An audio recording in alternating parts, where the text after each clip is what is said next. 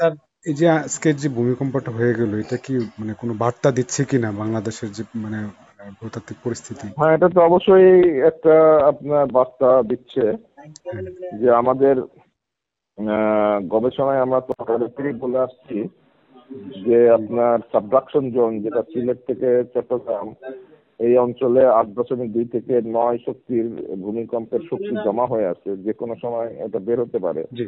এবং আজকে যে ভূমিকম্পটা হলো নরসিংদীতে, হ্যাঁ। ঢাকা থেকে 30 কিলোমিটার উত্তর দূর।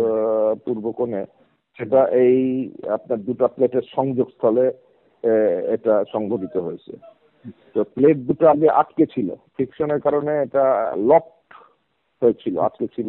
আচ্ছা। তো আজকের এই ভূমিকম্প সেটা ওই প্লেটের একটা অংশ আচ্ছা। এটা উন্মোচন হয়ে গেল, খুলে গেল। এখন সামনে মানে আপনার আরো হচ্ছে ঝুঁকিপূর্ণ। হ্যাঁ হ্যাঁ, ঝুঁকিটা বেড়ে গেল, বড় ভূমিকম্প প্রবণতা সামনে রয়েছে। যে কোনো সময় বড়, এর থেকে বড় ভূমিকম্প হতে পারে।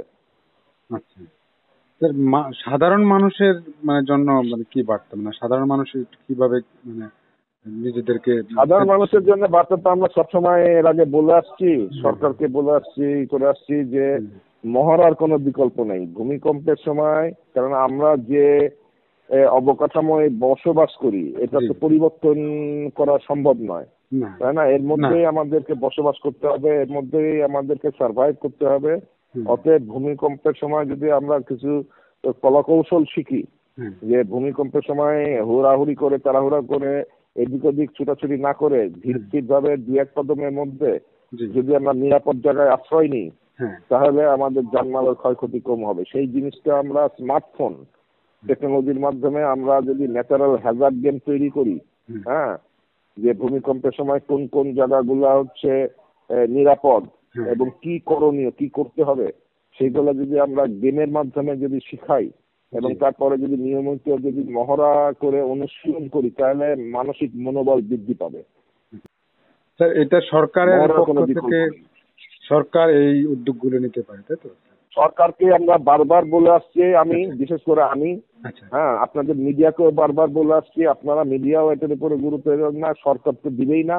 কারণ সরকার হচ্ছে ভূমিকম্প পরবর্তী উদ্ধার কার্যের জন্য যেখানে কোটি কোটি টাকার বাণিজ্য রয়েছে, সেইটাতে সরকার ইন্টারেস্টেড, আমরা সেখানে ইন্টারেস্টেড।